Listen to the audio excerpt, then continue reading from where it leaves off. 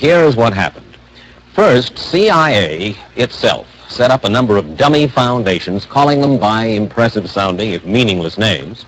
Their sole function was to channel money from the CIA to a second kind of foundation. Now, these foundations were real, some obscure, some well-known, all involved in legitimate philanthropy. But now, in addition, they agreed to become conduits for Central Intelligence, mixing up the government money with their own, and then passing it on to the ever-growing list of private organizations which, during the 40s, 50s, and 60s, were climbing aboard the CIA payroll. Let's take a closer look at those legitimate foundations which became CIA payout agencies. They are among the 15,000 charitable funds that have sprung up in America in response partly to the social consciences of the rich, partly to the structure of our tax laws. They are the operative arms of what has come to be called the American establishment, the power structure of moneyed families, august law firms, prestigious universities, which have had so much influence in shaping American life and national policy since World War II. CBS newsman Norman Glubach reports on some of the foundations which channeled money for the CIA. This building is 73 Tremont Street, Boston. Just under its windows lies the historic old Granary Burial Ground, last resting place of such revolutionary patriots as Samuel Adams and Paul Revere. The building directory doesn't list it, but tax reports of the Granary Fund show its home as room 329, which turns out to be the law firm of Hemingway and Barnes. No one there would talk before CBS News cameras about the Granary Fund, a reticence which has proved universal among the foundations. But Granary Fund reports are signed by George H. Kidder. Mr. Kidder is listed in Who's Who in America. Among his former associations, the initials CIA. It's the CIA going around behind the scenes and trying to manipulate the process secretly by inserting money here and instructions there and so forth. They have now a sidekick, which is this National Endowment for Democracy. Good morning and welcome. It's good to have you all here to help celebrate the launching of a program with a vision and a noble purpose. The National Endowment for Democracy is, just as we've been told, more than bipartisan. The establishment of the National Endowment goes right to the heart of America's faith in democratic ideals and institutions. The attempted 2002 coup against leftist leader Hugo Chavez in the oil-rich nation of Venezuela reveals the pseudo-NGO at work. Se acabó el caciquismo de aquellos caudillos adentro, esa falsa democracia de las élites en Venezuela se acabó. Venezuela is important because they're the third largest supplier of petroleum. I would say that Mr. Chavez, and the State Department may say this, probably doesn't have the interests of the United States at heart. During the coup attempt, the Bush administration immediately voiced support for the plotters. The Bush administration made it clear it is happy with a change in leadership in the country responsible for 15% of America's oil imports. Initially, many observers attributed the support to an ideological affinity between the coup faction and the Bush administration. However, it soon became apparent that the coup was actually sponsored by the United States itself. The National Endowment for Democracy had funneled millions of dollars to Venezuelan dissident groups and politicians, many of whom took up cabinet positions in the short-lived government. In the media, an illusion was conjured of a popular uprising and government crackdown. In reality, Chavez had the support of the vast majority of the population. This was soon made apparent when an actual uprising arose in response to the coup, forcing the Venezuelan military to reinstate the deposed leader.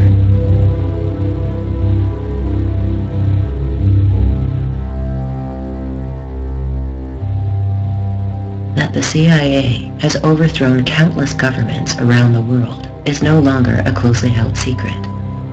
What is less known is that its agents have engaged in similar plots against America's closest allies. According to the CIA's charter, agents cannot engage in secret operations of any kind within the countries of the UK, Australia, Canada, and New Zealand. without the explicit prior approval of the host government. Yet not even this most basic tenet has been upheld. The coup against Gough Whitlam's Labour government in Australia in 1972 exposes a wide variety of dirty tricks used by intelligence agencies to undermine democracy. We will not yield to blackmail. We will not be panicked. We will not turn over the government of this country to vested interests, pressure groups, and newspaper proprietors whose tactics would destroy the standards and traditions of parliamentary government.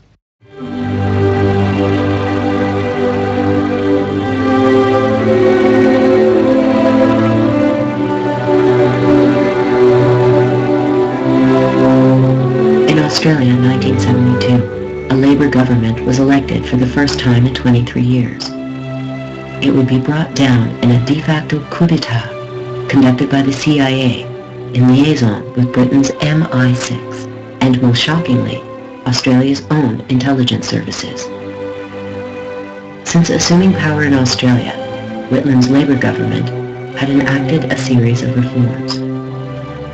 These included raises in wages, pensions, and unemployment benefits, free national health care, equal pay for women, the abolishment of tuition fees, new services for Aboriginal peoples, and the replacement of God Save the Queen with Australia's own national anthem.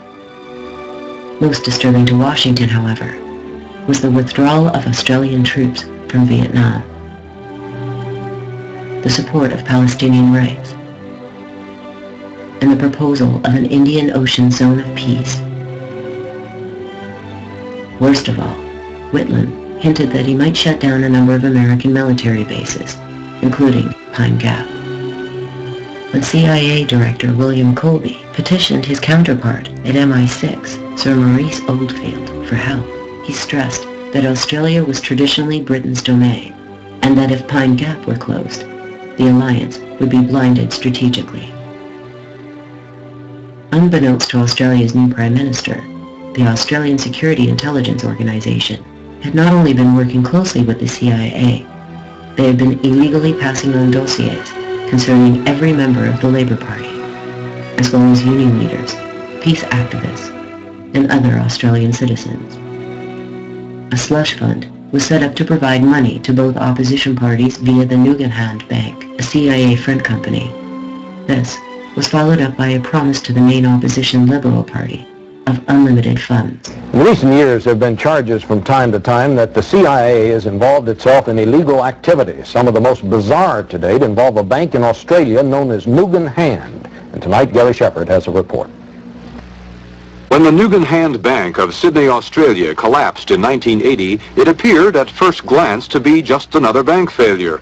But after Australian authorities began taking a closer look, they discovered a tangled web of intrigue with all the elements of a best-selling spy novel: a mysterious death, the body later dug up from its grave, illegal currency transactions, big-time drug operations, and the Central Intelligence Agency. We were to become the paymasters for the CIA around the world. In other words, we were putting ourselves in the position to disperse funds for the CIA to whoever they were directed. Former bank executive Neil Evans, given immunity from prosecution, agreed to talk about the Nugenhand operation on Australian television. From his account and others, the bank had its genesis during the Vietnam War. 4 of the original stockholders were Americans who listed their addresses as Air America, Army Post Office, San Francisco. Air America was the CIA airline in Indochina, hauling men and supplies on clandestine missions. And according to former CIA agents, even drugs out of the so-called Golden Triangle, where the borders of Burma, Laos, and Thailand converge. Nugenhand sent Neil Evans to the Thai city of Chiang Mai, the commercial center of the drug trade. He claims the CIA made millions and used the money to finance some of its secret projects.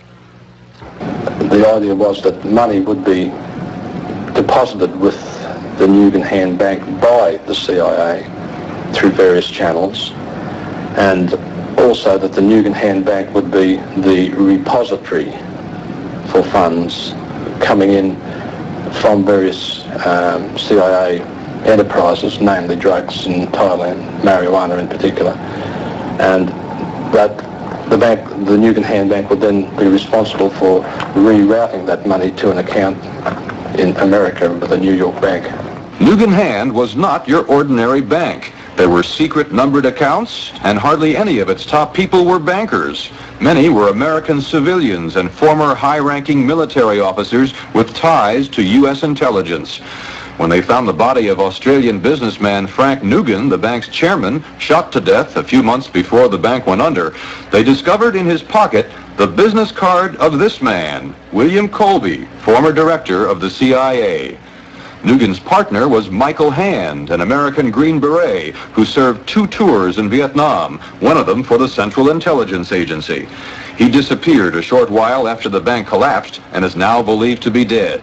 Australian newspapers reported a connection between Nugan Hand and the U.S. Navy's super-secret intelligence unit known as Task Force 157. Among its top agents, CIA man Edwin Wilson, now under indictment for selling arms and explosives to Libyan dictator Muammar Gaddafi. And a man named Patry Loomis has also been implicated. He was the apparent CIA Nugan Hand go-between. It was Loomis who helped Wilson recruit a team of Green Berets to train terrorists in Libya. The Nugan Hand affair has caused an uproar in Australia, where authorities are trying to find out what involvement the bank might have had in the 1975 downfall of the Labour Party government. Meanwhile, investigators on 3 continents are attempting to trace $50 million missing from the accounts of depositors, including many Americans.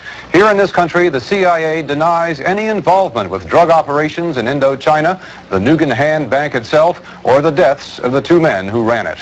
Gary Shepard, CBS News, Los Angeles. In addition to the slush fund, the CIA created a series of forged documents implicating high-ranking members of the Labour Party in a succession of scandals. No hard evidence was ever produced to substantiate the allegations, but a complicit Australian media, spearheaded by a young Rupert Murdoch, fanned the flames of discontent. Do you think the newspaper will have any political orientation like the Sun and its predecessor, the Daily Herald?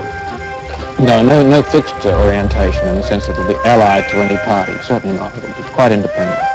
One of the most damaging of the forgeries was a report indicating that Labour ministers had received kickbacks during the so-called loans affair. In 1981, a CIA contract agent named Joseph Flynn admitted that he had forged these documents at the behest of Michael Hand, co-founder of the CIA's Nugan Hand Bank. As the contrived scandals escalated, a state of emergency was declared.